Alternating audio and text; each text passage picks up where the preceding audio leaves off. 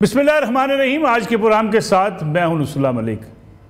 नाज़रीन, एक तरफ साबिक़ वज़ीर-ए-आज़म और सदर मुस्लिम लीग नवाज़ मियाँ नवाज शरीफ मुज़ाकरात की बात कर रहे हैं, तमाम सियासी जमातों और इदारों को मिल बैठ कर मुल्की मसाइल हल करने के ऐलानात कर रहे हैं, तो दूसरी तरफ मुस्लिम लीग नून की leadership, senior leadership Pakistan Tehreek Insaf के साथ मुज़ाकरात न करने की बातचीत भी कर रही है। ख्वाजा आसफ कहते हैं कि ना मुज़ाकराती टीम का हिस्सा हैं, ना मुज़ाकरात के हक़ में हैं, जबकि एहसन इकबाल कहते हैं कि इमरान खान NRO चाहते हैं और जब तक वो 9 मई के हवाले से मुआफ़ी नहीं मांगते मुज़ाकरात नहीं हो सकते। राना सनाउल्लाह इस वक्त कहते हैं कि मुज़ाकरात कर लेने चाहिए और उन्हें टास्क भी सौंपा गया है कि वो मुज़ाकरात करेंगे महमूद खान अचकज़ई से, क्योंकि तहरीक इंसाफ ने भी महमूद खान अचकज़ई को ये टास्क दिया है कि उनके बियाह पर वो सियासी जमातों से मुज़ाकरात कर सकते हैं। गोया सियासी जमातें मुज़ाकरात तो करना चाहती हैं, लेकिन अपना बयानिया यही रखना चाहती हैं कि वो एक दूसरे के साथ बातचीत नहीं करना चाहती। यही मसला पाकिस्तान तहरीक इंसाफ का है, वो बातचीत करना चाहती है, मुज़ाकरात चाहती है। पहले उसने ये मौक़िफ़ अपनाया कि वो किसी सूरत भी मौजूदा हुकूमत से या सियासतदानों से बातचीत नहीं करेंगे, बल्कि इस्टेब्लिशमेंट से बातचीत करेंगे। इस्टेब्लिशमेंट से जब उनको जवाब मिला कि नई सियासी जमातों से ही बातचीत करनी पड़ेगी, तो उन्होंने महमूद खान अचकज़ई को ये टास्क सौंप दिया है। सारे इख्तियारात दिए हैं कि मुज़ाकरात महमूद खान अचकज़ई करेंगे, लेकिन तहरीक इंसाफ के बियाह पर। गोया तहरीक इंसाफ मुज़ाकरात भी चाहती है, करना भी चाहती है, लेकिन ये नहीं चाहती कि ये कहा जाए कि तहरीक इंसाफ पीपल्स पार्टी और मुस्लिम लीग नून से बातचीत कर रही है। ये हमारी सियासत का अलमिया है कि सियासतदान सच बोलते हुए घबराते हैं और उनकी बातचीत का एक चेहरा और होता है और दूसरा चेहरा कुछ और होता है। दूसरी तरफ देखा जाए तो मियाँ नवाज शरीफ कीमतों में कमी की बात कर रहे हैं, अवाम के मुश्किलात हल करने की बात कर रहे हैं, लेकिन LNG की कीमत में इजाफा हो रहा है, महंगाई बढ़ती चली जा रही है। गोया हुकूमत के ऐलानात अपनी जगह पे, लेकिन महंगाई रुकने का नाम नहीं ले रही। मौलाना फजल रहमान आजकल की खबरों में हैं, सब लोग उनके दरवाजे पर जाकर दस्तक दे रहे हैं अपनी आइनी तरमीम के हक़ में वोट हासिल करने के लिए। मौलाना फजल रहमान से आसफ अली जरदारी भी मिले, शहबाज शरीफ साहब भी मिले, तहरीक इंसाफ की लीडरशिप भी मिल रही है और हर कोई मौलाना फजल रहमान को अपने साथ मिलाना चाहता है। मौलाना किस तरफ जाएंगे अब ये आने वाला वक्त बताएगा। अलबत्ता मुस्लिम लीग नून दावेदार है कि मौलाना हमारे पुराने इत्तेहादी हैं, इसलिए वो हमारा साथ ही देंगे। सियासत के अंदर क्या वाकई कोई बड़ी तब्दीली रूनुमा होने वाली है? क्या सियासी जमातें मिल बैठने वाली हैं?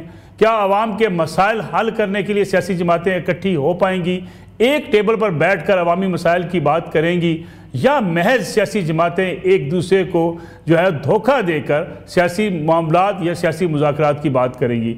इस पर भी आज के प्रोग्राम में गुफ्तगू करेंगे। साथ ही साथ जायज़ा लेंगे, चांसलर का इलेक्शन ऑक्सफोर्ड में होना है, लेकिन पाकिस्तान से इमरान खान साहब के ख़िलाफ़ एक मुहिम चल रही है।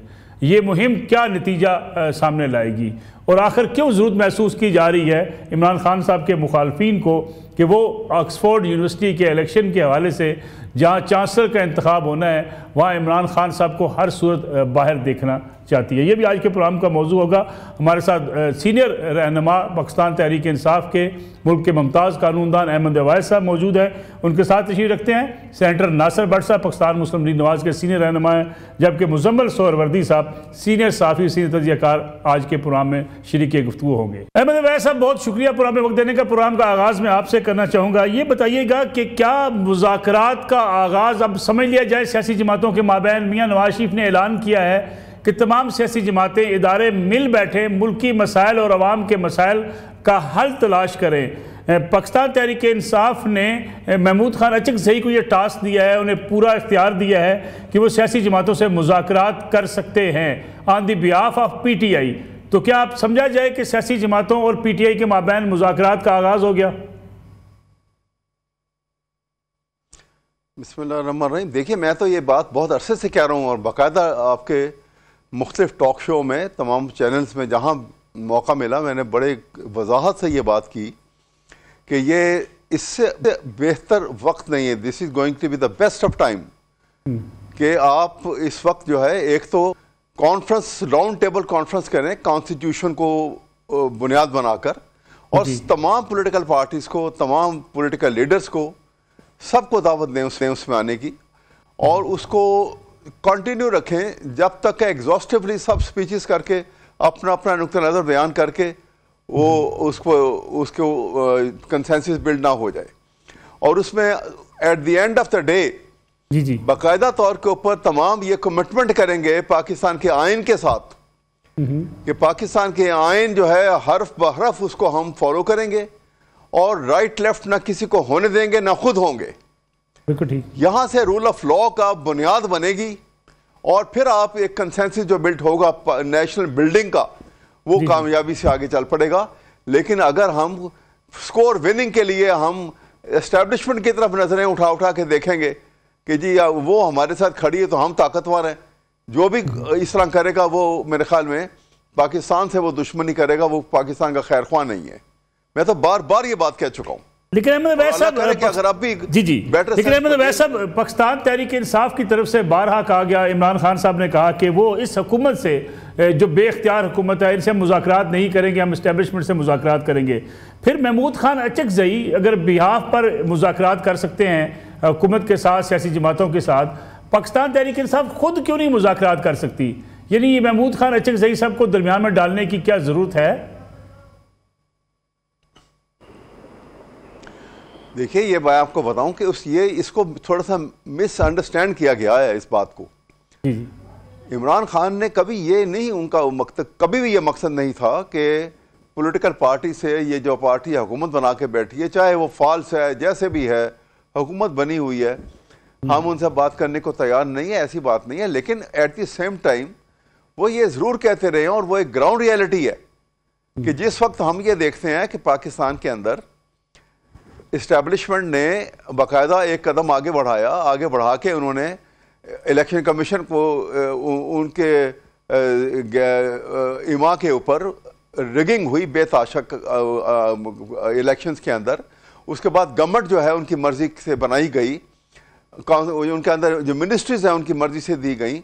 यहाँ तक कि आपने देखा कि केयर टेकर चीफ मिनिस्टर जिनका ताल्लुक किसी पॉलिटिकल पार्टी से नहीं था, वो सेनेट का इलेक्शन लड़ती हैं और पॉलिटिकल पार्टी जो है नून लीग भी और पीपल पार्टी भी अपने कैंडिडेट को छोड़ के उसको वोट डालते हैं। ये किसके कहने पे किया? जब ये सूरत हाल होगी तो इमरान खान अगर ये बात कहेगा तो वो उस हद तक तो हक में जानिब है, लेकिन ये डिनाइल कभी नहीं हुआ। मैं आपको बता रहा हूँ, ये कहीं कभी डिनाइल नहीं हुआ कि वो अपने मौकफ के ऊपर जो है बात करने के लिए पॉलिटिकल पार्टी से पॉलिटिकल डायलॉग के लिए बिल्कुल तैयार हैं। और ये इसको ग्रैंड डायलॉग की शक्ल दी जाए, जैसे मैंने आपसे कहा, देखिए मामलात हल होने शुरू हो जाएंगे। हमें माजी को भुला के आगे बढ़ना है पाकिस्तान के लिए, और अगर हम इस तरह से आगे चलेंगे बहुत सारी चीजें हैं। देखिए ना, अभी IPP का कितना बड़ा इशू है आपके सामने।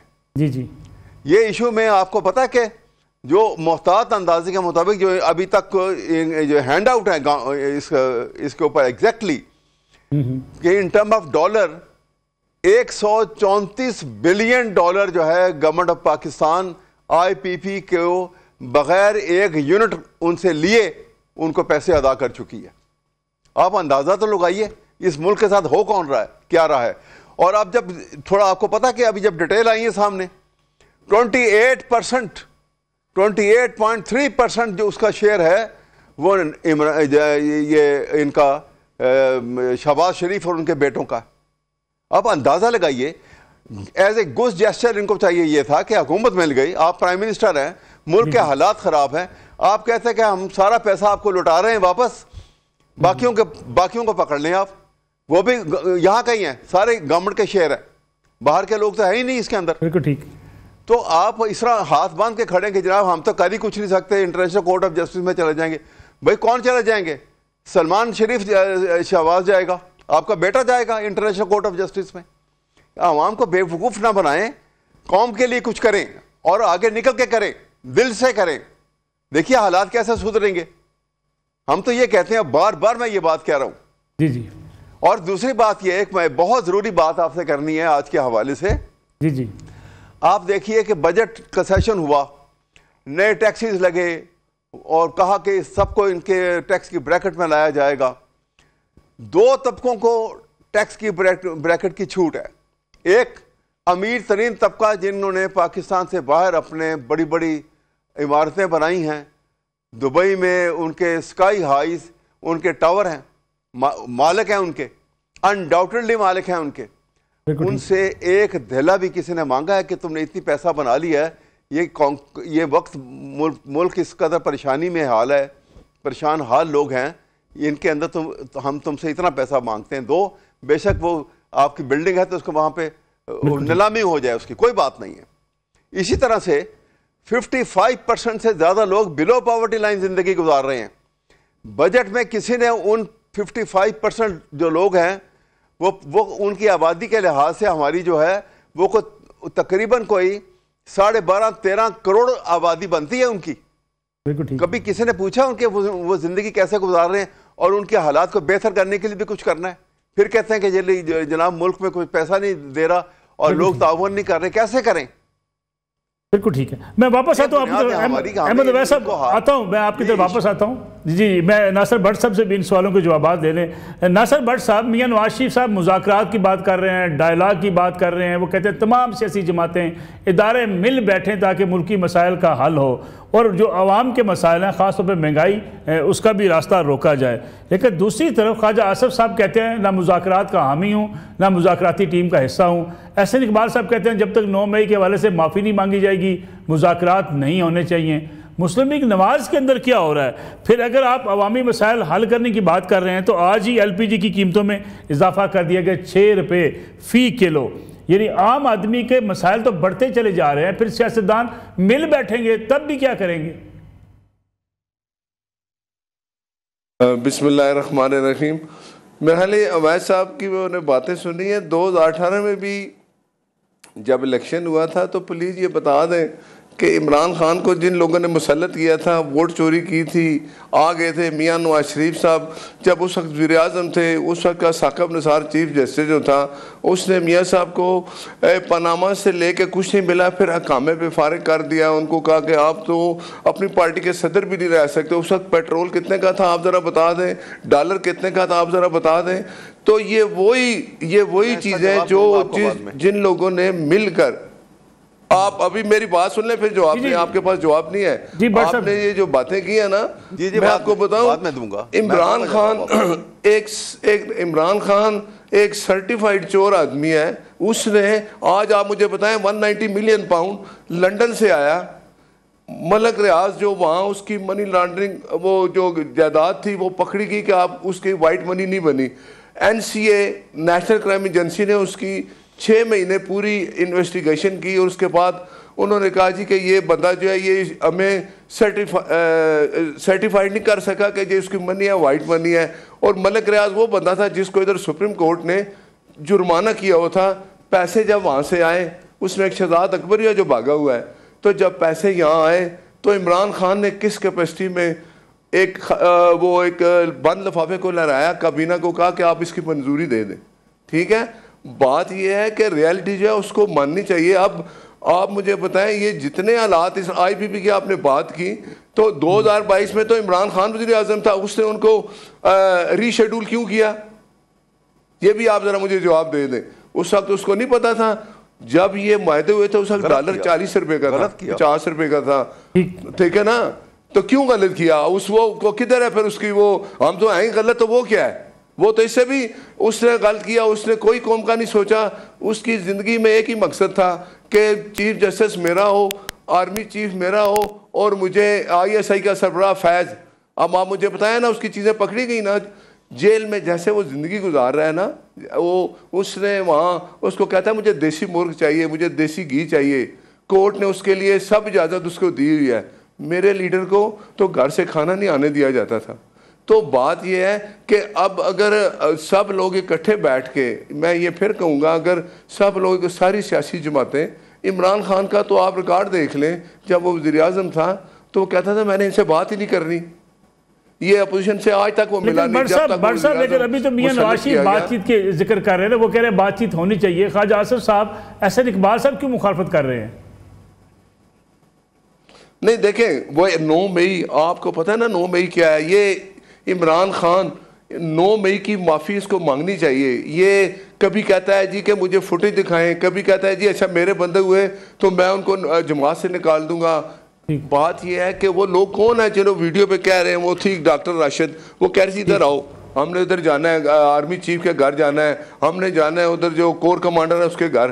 तो बात यह है कि इमरान खान चाहता है कि वो नहीं तो कुछ भी नहीं। अभी आप मुझे बताएं, जो इस्तेकाम पाकिस्तान के लिए एक पूरा हुआ था प्रोग्राम, उसमें ये वाहिद इमरान खान था जिसने कहा जी मैं नहीं मानता। बात यह है कि इसको मानना पड़ेगा। अब इसका फैज़ पकड़ा गया है, ये लेट गया है। और एक और बंदा जो लंदन बैठा हुआ है जिसका नाम है ना अपना साकिब निसार, वो डेटें दे रहे हैं आने की, वो आ जाए, वो भी उतना ही मुजरिम है। आज पाकिस्तान जिस हालत में खड़ा है, ये 3-4 लोग हैं इसके मुजरिम है, ये कटहरे में आएंगे। इमरान खान आजकल को पता है ना। जी मैं चांस करेक्शन की तरफ आऊँगा आपकी तरफ। भट्ट साहब अहमद वैसा आप क्विकली रिस्पांस कर दें कि अगर सलमान शहबाज साहब की IPPs थी, इमरान खान साहब ने दौरे हुकूमत में इन तमाम IPs के हवाले से एक्शन क्यों नहीं लिया? फिर मैं मुजम्मिल सरवर्दी साहब से चाहूँगा कि वो इसको ज़रा तजिया करें। दोनों आपसे उसने रीशेड्यूल किया, उसने रीशेड्यूल किया। जी देखिए, मैं आपको बताऊं कि ये उस वक्त तो ये था डाला गया था कि उनको ये खौफ रखा था और गलत किया। मैं इवन कहता हूं कि स्टेप लेना चाहिए था, लेकिन क्वेश्चन तो ये है कि वो दौर गुजर गया, माजी को गलत हुआ सही हुआ। मेरा कहने का मकसद ये है, एक रियलिटी तो मौजूद है ना, इसको डिनाई करते हैं क्या? शहबाज शरीफ ये डिनाई करता है कि मेरे बेटे की ये चिन्यूट का पूरा यूनिट जो है IPP का, वो मेरे बेटे की मलकियत नहीं है? Can he deny? Can't deny. 28.3% आप मुझे बताएं IPP के मुआहदे कब हुए हैं उसके अंदर? ठीक है, मैं आता हूँ अहमद वैसा आपकी तरफ कब हुए ये भी बता दें लोगों को प्लीज। भट्ट साहब आपकी तरफ भी आता हूँ और अहमद वैसा एक दूसरी बात। जी जी जी जी अहमद साहब आप क्विकली रिस्पांस कर ले, मैं फिर मुजम्मिल साहब की तरफ जाऊँ। जी अहमद वैसा मैं दूसरी बात ये कह रहा हूँ कि अभी इन्होंने कहा, जी ये कह रहे हैं कि जी वो 9 मई के हवाले से बात कर रहे हैं।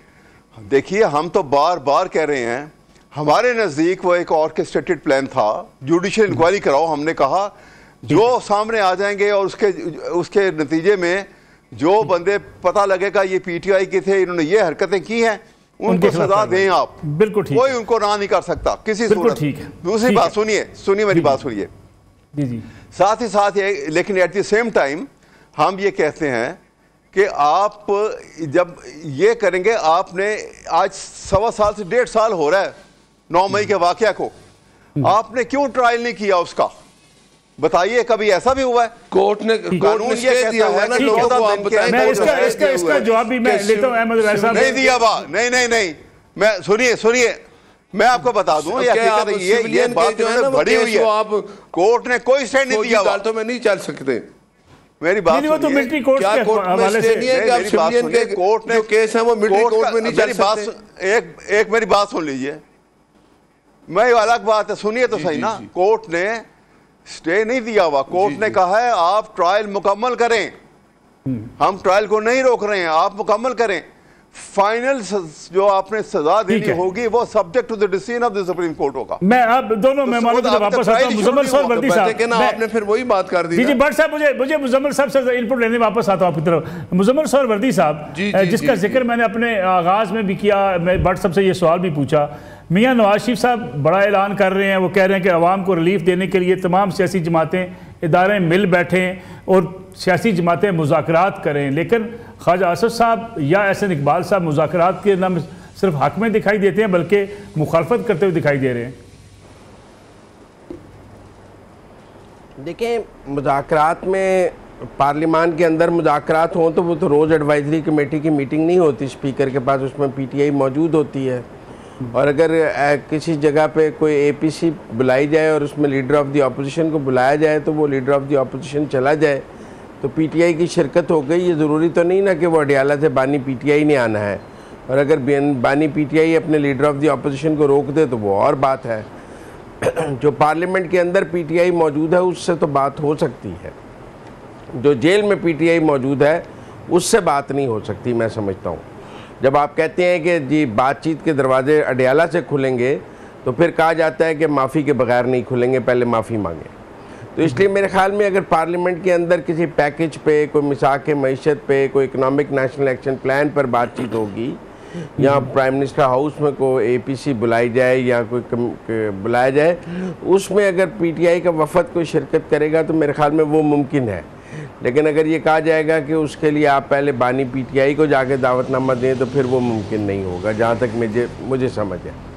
लेकिन मुज़म्मिल साहब, महमूद खान अचकज़ई साहब के पास फुल इख्तियार है। शुएब शाहीन साहब कह रहे हैं हमने सारे इख्तियारात उनको दिए हैं कि वो सियासी जमातों से मुज़ाकरात करें, पीपल्स पार्टी से, PMLN से। मेरा नहीं ख्याल महमूद खान अचकज़ई के पास कोई इख्तियार है। महमूद खान अचकज़ई के नाम से तो इन्होंने इस्लामाबाद का जलसा की इजाज़त ली थी और मुलतवी करने से पहले उनसे पूछा नहीं था। वो गिला करते फिर रहे थे कि मुझे बता तो देना था कि आपने मुलतवी कर दिया है। वो तो जेल से मुलतवी हो गया था। मेरा नहीं ख्याल महमूद खान अचकज़ई के पास PTI के हवाले से मुज़ाकरात का कोई मैंडेट है। और मैं आपको बताऊं, PTI के साथ मुज़ाकरात का मैंडेट पूरी PTI में किसी के पास नहीं है। वो कोई भी मुज़ाकरात करे वो इन दी एंड अडियाला से वीटो हो जाएंगे और वो बात ख़त्म हो जाएगी। इसलिए सबको समझ है कि PTI के साथ कोई बामायनी मुज़ाकरात नहीं हो सकते जब तक कि अडियाला के पास वीटो मौजूद है और अडियाला उस वीटो को इस्तेमाल करता है। इसलिए मेरे ख्याल में सबको कोई बड़े पॉलिटिकल मुज़ाकरात उनके साथ नहीं हो सकते। इशू टू इशू बातचीत तो पार्लियामेंट के अंदर भी हो जाती है, पार्लियामेंट के इजलास के लिए भी हो जाती है और चीज़ों पर भी हो जाती है। लिहाजा वो कोई इतना बड़ा इशू नहीं है मेरे ख्याल में। तो मियां नवाज शरीफ साहब जिन मुज़ाकरात की बात कर रहे हैं, मुज़म्मिल साहब, मियां नवाज शरीफ जिन मुज़ाकरात की बात कर रहे हैं, उनका एजेंडा फिर क्या होगा? देखिए, उनका एजेंडा प्राइवेटाइजेशन है, उसका एजेंडा बिजली की कीमतों में रिलीफ के हवाले से है। अभी अहमद अवाज साहब जो बात कर रहे थे वो हक़ाइक़ के बरक्स थी। देखिए ना, ये बात तो अब कागजात ने साबित कर दी है कि सलमान शहबाज ने कोई कैपेसिटी पेमेंट नहीं ली है और उनके बिजली के रेट भी सबसे कम है। कैपेसिटी पेमेंट तो रज़ाक दाऊद साहब लेते रहे हैं जो इनके वज़ीर थे। ये उनका नाम क्यों नहीं लेते जो इनकी कैबिनेट में थे? कैपेसिटी पेमेंट तो नदीम बाबर लेते रहे हैं जो तहरीक इंसाफ के वज़ीर थे। आप देखें, जिनके IPPs थे उनको तहरीक इंसाफ ने वज़ीर बनाया हुआ था और उन्होंने ही IPPs के मुआहदे रीस्केड्यूल किए। खुद ही अपने ही मुआहदे उन वज़रा ने बैठ के रीस्केड्यूल किए। ठीक है मुज़म्मिल साहब, एक ब्रेक ले लें। यहाँ पे एक कमर्शियल ब्रेक का वक्त है और अहमद अवैस साहब के सामने यही जो आपने सवालात उठाए हैं रखते हैं, लेकिन एक कमर्शियल ब्रेक के बाद। और हम एक बार फिर खुशामदीद। अहमद अवैस साहब, जिस चीज़ का जिक्र अभी मुज़म्मिल सोहरावर्दी साहब ने किया कि सलमान शहबाज साहब ने पेमेंट नहीं ली, कैपेसिटी चार्जेस नहीं लिए, उनकी बिजली सस्ती थी, लेकिन जो PTI के वज़रा थे वो अपने कैपेसिटी चार्जेस भी लेते रहे, उनके ख़िलाफ़ कार्रवाई नहीं की गई। अगर हम IPPs की बात करें, शुगर मिल्स की बात करें, बड़े बड़े इदारों की बात करें, हमें नज़र आता है कि सिर्फ एक पार्टी नहीं, सारी पार्टियां ही इन शुगर मिल्स के हवाले से, बाकी बड़े बड़े सनती इदारों के हवाले से उनके लोग अपने अपने दौर में फ़वाइद समेट लेते हैं। देखिए, ठीक कह रहे हैं आप। ये इनके ऊपर जितने मुआहदे हुए हैं ये इनके दौर में हुए हैं। ये तो इमरान खान तो जब आया है तो वो तो एक टर्मोइल का पीरियड था, जो भी हुआ ये सारे मुआहदे पहले के हुए हैं। और क्यों इतने मुआहदे जिनमें इतना खसारा कौम को हो रहा था, क्यों किए गए ऐसे मुदारे? जब एक एग्रीमेंट हो जाता है तो फिर एक बड़ा डिफ़िकल्ट सिचुएशन है कि आपने उससे रिगल आउट करने के लिए आपके पास, जैसे ये रेकोडेक का हुआ, इंटरनेशनल कोर्ट ऑफ जस्टिस में चले गए। तो सवाल ये है कि ये गवर्नमेंट तो उस वक्त इनकी थी, ये क्यों ऐसे मुआहदे किए गए? एक एस्पेक्ट ये है। मैं दूसरी बात इनका जवाब दूं, ये साकिब निसार की बात करते हैं। साकिब निसार ने कौन सा काम गलत किया है? वो तो जो बेंच बना हुआ था, उस बेंच का तो वो मेंबर भी नहीं था साकिब निसार। तो वो बेंच जो पांच रुकनी बेंच था उसमें साकिब निसार तो नहीं थे। तो साकिब निसार के खिलाफ ये जैसी जो जहर उगल रहे हैं, क्यों, किस लिए? मेरे ख्याल में पाकिस्तान का one of the most brilliant जज में शुमार होता है साकिब निसार। आप उनकी जजमेंट पढ़ के देखें। अब कहते हैं ना, मियाँ नवाज शरीफ के साथ कौन सा गलत फैसला हुआ?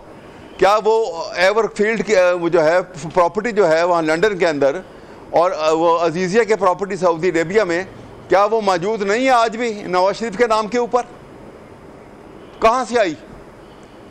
इनकी डिटेल अगर आपने लेनी है तो 1980 में सियासत में आए ये, जब फाइनेंस मिनिस्टर पंजाब के बने, 1990 में ये प्राइम मिनिस्टर बने। 10 साल में इनके टैक्स रिटर्न जो है 1 साल 10 साल की उठा के देख लीजिए कितना पैसा इन्होंने कमाया। और इतना पैसा, ये अरबों की प्रॉपर्टी कैसे बन गई? मुल्क गरीब हो गया, ये दोनों भाई अमीर हो गए। ये कौम के साथ जो जुल्म हुआ है मानो तो सही खुदा के लिए कि ये जुल्म हो गया, अब छोड़ दो, हम माजी में नहीं जाते, आगे चलते हैं। लेकिन ये मत कहो कि हम दूध के धुले हुए हैं। जो हुआ है वो हुआ है, वो सबको नज़र आ रहा है। इसीलिए कौम एतमाद नहीं करती आपके ऊपर, इसीलिए हालात ये जो है एक धेला को इन्वेस्ट करने को तैयार नहीं है पाकिस्तान के अंदर। एक तो गैर नुमाइंदा हुकूमत है और दूसरा आपके ऊपर ट्रस्ट नहीं है किसी को। मामलात को सीधा करना है, हम तो कहते हैं बुला दें सबको। एक दफ़ा आप जो है आइन के ऊपर एक राउंड टेबल करें, सब मिलके बैठें और बैठ के कहें कि हाँ जी हम आइंदा से पाकिस्तान में आइन की हुकूमत चलेगी और किसी को ना राइट लेफ्ट होने देंगे या ना खुद होंगे। मामला किसी तरीके से किसी तरफ लेके जाएंगे। लेकिन जब हम इन बातों को नहीं देखेंगे, एक तरफ मियाँ नवाज शरीफ शहबाज कहते हैं कि जी मैंने तो वो मना कह दिया जब का प्राइम मिनिस्टर बनाऊं क्योंकि मुल्क के हालात ख़राब हैं, मैं तो सैलरी भी नहीं ले रहा अपनी। दूसरी तरफ आप देखें कि IPP में क्या किस कदर पैसा जाया जा रहा है। और आपने देखा 16 महीने की इनकी हुकूमत थी, जब ये PDM की हुकूमत थी, जब 16 महीने की हुकूमत में इन्हीं के आदमी ex prime minister of Pakistan Shahid Khaqan Abbasi उस वक्त वो मुस्लिम लीग में थे, उन्होंने बाकायदा रिस्पॉन्सिबिलिटी के साथ TV पे आके कहा कि ये जो आटा बांटा गया है 20 बिलियन रुपीस जो है वो मियाँ शहबाज शरीफ जो है वो घपला कर गए। ये ऑन रिकॉर्ड है, आप निकाल के देख लीजिए इस कौम के साथ क्या हो रहा है, गरीब के साथ क्या हो रहा है। हम तो कहते हैं कि ये मामलात को इनको देखो, नज़र देखें और फिर सब कुछ भुला के आप आएँ, कमिटमेंट करें, चलें मुस्तकबिल की कमिटमेंट कर लें, हम आपके साथ खड़े होने को तैयार हैं। आप ऐसी बातें करें कि 9 मई के वाक़यात जो है जहाँ उसको गलत कोट करते हैं आपने क्यों नहीं ट्रायल किया अब तक? इसलिए नहीं किया कि आपके पास एविडेंस कोई नहीं है। आप अभी 190 मिलियन पाउंड की बात करते हैं। मैं इनसे पूछता हूँ कि इसी केस के अंदर सुप्रीम कोर्ट से इमरान खान की पोस्ट अरेस्ट बेल कंफर्म क्यों हो गई? अगर ये बात दुरुस्त जो इनकी बात जिस तरह ये कह रहे हैं वो बात सही हो, पूरा थ्रेश होता है। आपको पता है कि जिस जुर्म में सजा 10 साल से ज़्यादा हो या ट्रांसपोर्टेशन फॉर लाइफ हो या 14 साल हो तो बेल ग्रांट नहीं होती। सुप्रीम कोर्ट ने बेल ग्रांट की इसलिए कि प्रेमा फशाई केस नहीं साबित कर सके। ये जी ठीक हो गया। एक धेला उसकी या तो 1 इंच ज़मीन उसकी, एक पैसा उसकी जेब में गया हो, वहाँ यूनिवर्सिटियाँ बना दी। इनसे पूछो, ये पैसा खा के हजम कर गए। मुजम्मिल साहब आप कुछ कहना चाहते हैं? मुझे व्हाट्सएप पे जाना है, फिर बुलानी पड़ेगी, हमें आगे चलना पड़ेगा। बिल्कुल ठीक है, बिल्कुल ठीक। जी मुजम्मिल साहब। जी मैं कुछ वो अहमद अवैध साहब भूल जाते हैं कि 2013 में जब IPP की पॉलिसी आई थी तो उमर अयूब साहब वजीर पानी और बिजली थे। जब 2018 में IPP को रीशेड्यूल किया गया तो तब भी उमर अयूब साहब वजीर पानी और बिजली हैं। और आज जब जो तनकीद कर रहे हैं वो भी उमर अयूब साहब ही हैं बतौर कायदे बेख्तलाफ। थोड़ी तनकीद उमर अयूब, क्योंकि मुसद्दिक मलिक साहब ने एक प्रोग्राम में कहा कि मुआहदे करने और मुआहदे रीशेड्यूल करने दोनों पे उमर अयूब के अंगूठे और पैरों के और हाथों के लगे हुए हैं। उसका भी ज़रा जिक्र कर दें अहमद अवैध साहब कि दोनों दफ़ा चाहे वो नून हो चाहे PTI हो, वजीर तो पानी और बिजली उमर अयूब ही थे। जी अहमद साहब, और उन्हीं के खानदान के IPP थे सारे। अहमद साहब अब इसमें कमेंट करते, फिर मैं व्हाट्सएप की तरफ जाऊँ। मैं कहता हूँ जो भी गलत काम कर रहा है मैं तो किसी को माफ नहीं करता। मैं कहता हूँ जिसने गलत काम किया है, जो नहीं जिसके हाथ से गलत काम हुआ है, उसको नाम ले उमर अयूब माफ का। करो जी हो, मैं उमर अयूब हो या कोई भी हो, मैं अभी कह रहा हूँ जिसके हाथों से कोई गलत काम हुआ है उसको किसी को माफ मत करो, तब हमारा मुल्क के हालात बेहतर होंगे। बिल्कुल। नासिर भट्ट साहब आगे बढ़ने की बात कर रहे हैं, माजी को बुलाने की बात कर रहे हैं, तो फिर ये सारी चीज़ें एक दूसरे के ऊपर तनकीद, एक दूसरे को बुरा भला कहना, चोर डाकू कहना, इससे निकल के ही बातचीत हो सकती है ना, वरना तो यहीं रुके रहेंगे हम। मुल्क के अंदर सियासी बहरान रहेगा, आम आदमी के मसाइल रहेंगे, आगे हम बढ़ नहीं पाएंगे। देखें, मुझे नहीं समझ आती वैद साहब जी किस तरह कह रहे हैं कि वो चीफ जस्टिस तो सबसे करप्ट आदमी था, उसने बनी गाला का गारिस का, आपको पता ना उसका कोई नक्शा कुछ नहीं था, तो चीफ जस्टिस ने कहा कि ठीक है मैं इसका मंजूर कर। जेली वो उस वक्त जो पेपर आए थे उस वक्त ये जो इन्होंने सर्टिफिकेट पेश किए थे उस वक्त तो थे ही नहीं, लेकिन इस साकिब निसार ने उसको भी सर्टिफाइड किया। साकिब निसार ने उसको सादक और अमीन कहा। एक देखें फर्रा और गोगी, वो जो था पंजाब का वज़ीर आला, फर्रा और गोगी क्या करते रहे हैं? वो मलक रियाज, वो अलकादर ट्रस्ट का जो ज़मीन ली वो किसने ली? 190 मिलियन पाउंड लंदन में पकड़ा गया। कोई नवाज शरीफ ने नहीं पकड़ा या किसी हुकूमत ने नहीं पकड़ा, वहाँ की NCA जो नेशनल क्राइम एजेंसी है उनकी इंक्वायरी की। देखें किस चीज की? पाकिस्तान। देखें किसने, मुझे आप बताएं, मेरी एक बात सुने, आप मुझे बताएं क्या 190 मिलियन की चोरी इसी केस के अंदर? उवैस साहब एक मुझे बताएं, क्या 190 मिलियन की चोरी इमरान खान के जिम्मे नहीं है? उसने वो पैसा मलिक रियाज के अकाउंट में नहीं डाला? कहां से? वो आवाम का पैसा था, क्यों उसने उसके अकाउंट में डाला जिसके ऊपर कैंसिल हो जाती है? जी वो कहते हैं आपने मेरी बात का जवाब दिया, वो तो पैसा लंदन से आया था। अच्छा, इसका मतलब ये है कि वो चोरी करो कोर्ट से इमरान खान साहब को आप 9 मई के मुकदमात नहीं चला पाए, प्रोसिक्यूशन नहीं कर पाए। बात यह है कि आप इमरान खान की बात करते हैं। इमरान खान तो आप मुझे बताएं, इसने पहले कहा कि 9 मई से मेरा कोई ताल्लुक नहीं, फिर इसने कहा अच्छा मुझे कोई वीडियो दिखाओ। आप मुझे बताएं, पाकिस्तान में एक रेडी वाले से भी आप पूछें, इतनी की वीडियो आ चुकी है कि वो बताएंगे कि 9 मई के जिम्मेदार कौन है। वो यास्मीन राशिद कौन है? उसकी सदर है ना पंजाब की, वो नहीं कह रही कि इधर आ जाओ चले, हमने कोर कमांडर के घर जाना है। कोई खुदा का वास्ता है उतना झूठ बोले जो चल जाए, क्योंकि इमरान ने हमेशा जिंदगी में झूठ बोला है और झूठ के अलावा उसको कुछ नहीं किया। अब मैं बताऊं कि इमरान खान जेल में है, उसको कोई दिलचस्पी नहीं। आज भी रिकॉर्ड पे है। क्या उसने कहा था? वो अभी भी देखिए, बता दे मुझे, उसने कहा कोर कमांडर के घर चले। राशिद बार-बार कह रही है। हाँ तो फिर उसने कहा है कि वहाँ खड़े होकर प्रोटेस्ट करें, आगे मत जाओ। आपने वो सवाल आवाज बार-बार सुन ले, आप अभी भी सुन ले। कौन लेके सारी की सारी वीडियो आज भी मौजूद है। क्या वो बंदे और मैं लोगों को लेके किसी के घर के बाहर जाऊं, इंक्वायरी कराएं आप? वो किसके साथ गए? यास्मीन राशिद के साथ गए ना। और इतनी वीडियो जिसने पैंट लहराई वो कौन था? मुझे आप बताएं, वो जिसने पैंट लहराई वो कौन था? देखिए आप मुझे बताएं ना, जवाब दे। जवाब ऐसे लोगों को माफी देनी चाहिए। बताऊं बट सब सुन ले, अहमद वैस आपको सुन ले। जी नहीं है, मैं कहता हूँ देखिए, मैं तो ये कह ही नहीं रहा कि वो इमरान खान का भाई हो, उसका भांजा हो या उसका बेटा हो, कोई बंदा हो जो वहाँ पे इस जो तो उसने वहाँ से उसमें पकड़ा गया तोड़ फोड़ में वहाँ पे, और उसके खिलाफ कार्रवाई प्रॉपर कानून के मुताबिक की जाए, सजा दी जाए, कोई माफी ना करो।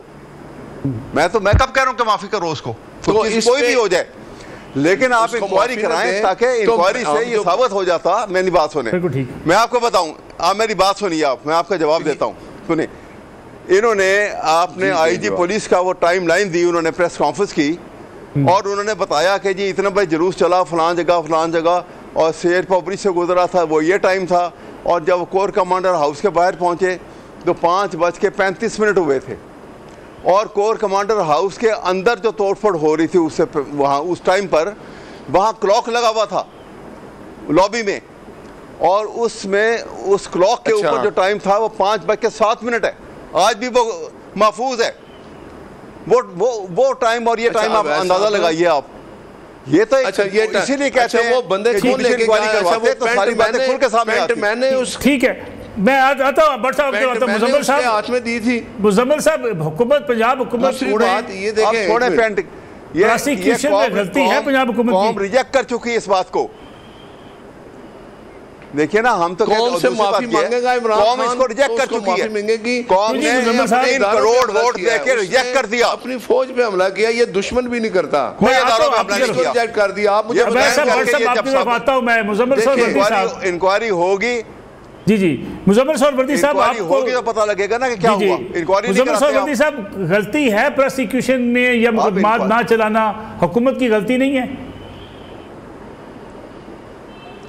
नहीं, हुकूमत की गलती नहीं है, ठीक, अदलिया की गलती है, अदलिया की सहूलतकारी है ये बात, जिसकी वजह से आज ये कह रहे हैं, आप समझेंगे, ये अदलिया की, पाकिस्तान की अदलिया का कसूर है कि 9 मई के मुकदमात की जमानतें तो होती हैं, ट्रायल नहीं होते। ये ट्रायल करना हुकूमत की जिम्मेदारी नहीं है, अदलिया की जिम्मेदारी है।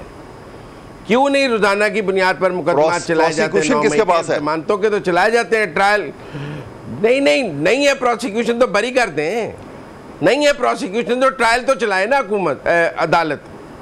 मेरा मतलब है अगर जहाँ प्रोसिक्यूशन वीक होगी वहाँ बरी करते हैं। जमानत देने की तो बहुत जल्दी होती है, ट्रायल करने की अहमद वैसा बात पूरी सुन लेना। इस मुल्क की जुडिशरी ने 9 मई को जुर्म ही नहीं समझा। सबसे बड़ा जुर्म ये है, इस मुल्क की जुडिशरी ने 9 मई को जुर्म नहीं समझा है और 9 मई की सहूलतकारी की है। ये जब जुडिशल इंक्वायरी की बात करते हैं, इन्होंने पेशावर हाईकोर्ट में खत लिखा है ना जुडिशल इंक्वायरी के लिए। केपी हुकूमत ने जुडिशल इंक्वायरी का जवाब नहीं मिल गया वहां से, पेशावर हाईकोर्ट से बना दिया इनके कहने पे जुडिशरी ने कमीशन। ये बनवा लेते हैं, इनकी हुकूमत थी, हुकूमत ने खत लिखा। इनका पेशावर हाईकोर्ट पसंदीदा हाईकोर्ट है, सारी जमानतें जाके पेशावर हाईकोर्ट से लेते हैं। महफूज तरीन हाईकोर्ट है जिसको इन्होंने जुडिशल कमीशन का खत लिखा है। क्यों नहीं बन गया जुडिशल कमीशन? नहीं बन सकता था उसके ऊपर जुडिशल कमीशन, इनकी दरखास्त रिजेक्ट हो गई है। बाकी सियासी बयानियां बनाने के लिए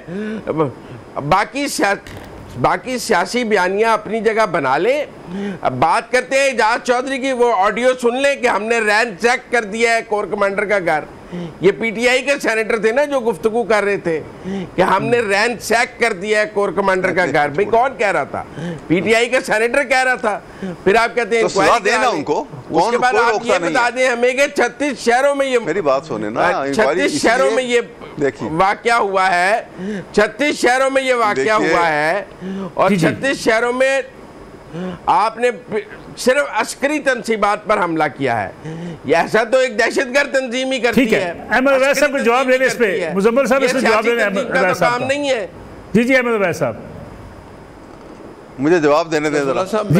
देखिए बात सुनिए, आप ये कहते हैं कि सहूलतकार ये थे और जुडिशरी सहूलतकार बनी हुई है। आप कभी गौर से देखें कि केयर टेकर सेटअप था उस वक्त, और केयर टेकर सेटअप में सहूलतकार कौन बना? पाकिस्तान, पंजाब की पुलिस कहाँ गई? जो एक 100 फुट के फासले के ऊपर कंटेनर लगा के वो आंसू गैस भी छोड़ते थे, वो वहाँ पे वाटर कैनन भी इस्तेमाल करते थे और वो लाठी चार्ज भी इस्तेमाल करते थे। कोई एक बंदा पाकिस्तान पंजाब पुलिस का नज़र आया आपको कहीं पर? इसलिए ये सहूलतकारी थी। They have drove to that position के वहाँ तक पहुँच जाएं, बाकी उनके अपने बंदे अंदर जाएंगे। इसी के लिए जुडिशल इंक्वायरी हम कहते हैं कराएं, और नहीं कराई, और इसीलिए ट्रायल नहीं हुआ। ये बात जो है ये सारी दुनिया में सामने आ चुकी, पाकिस्तान में भी आ चुकी। इसी वजह से पाकिस्तानी कौम ने रिजेक्ट किया और इनको वोट दिया इस वाक़े के बाद। जब आप कह रहे हैं कि ये बड़ी कौम, आप प्राइम मिनिस्टर टीवी के ऊपर आके कह रहे हैं, बिल्कुल ठीक, यही शहबाज शरीफ थे उसका प्राइम मिनिस्टर, टीवी पे आके कह रहे हैं कि देखें जी वो एमएम आलम का लीजेंड जहाज जो था ना वो भी इन्होंने जला के खाक कर दिया। बिल्कुल ठीक। और यही बात उसी अगले ही दिन यही बात DGISPR ने भी की। लेकिन क्या हकीकत क्या है कि वो जहाज जो है वो कराची के म्यूजियम में अभी भी महफूज पड़ा हुआ है उसी तरह। ये बताइए कौम से झूठ बोल के आप किसकी हमदर्दियां ले रहे हैं? नहीं मिली हमदर्दियां, किसी को नहीं मिली। देख लें, कौम ने वोट दिया। यहाँ प्रोग्राम एक कमर्शियल ब्रेक का वक्त हुआ, वापस आते हैं इस ब्रेक के बाद।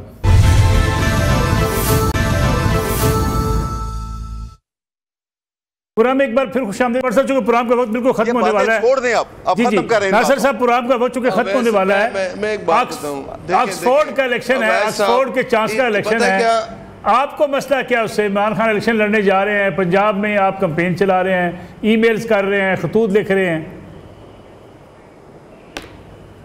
अच्छा, बड़ा अच्छा सवाल किया आपने।